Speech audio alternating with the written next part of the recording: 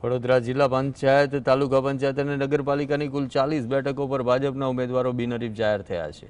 ભાજપ દ્વારા વિજેતા ઉમેદવારોનું ભવ્ય સન્માન કરવામાં આવ્યું. ડભોઈ નગરપાલિકામાં ઉમેદવારો ઊભા ન રાખવા અંગે પક્ષે સ્પષ્ટ કર્યું કે ત્યાં લઘુમતી ઉમેદવારોના ખરીદ વેચાણની આશંકા છે. બીજી તરફ કોંગ્રેસ પર પ્રહાર કરતા ભાજપના નેતાઓએ જણાવ્યું કે ઉમેદવાર ન મળવાથી હતાશ થયેલી કોંગ્રેસે ડભોઈમાં મારામારી કરી છે અને તેઓ ચૂંટણી પહેલા જ હાર સ્વીકારી ચૂક્યા છે. આ ઉપરાંત પાર્ટીથી નારાજ થઈ અપક્ષ લડનારાઓને સસ્પેન્ડ કરવાની પણ ભાજપ નેતાઓએ ચીમકી ઉચ્ચારી છે.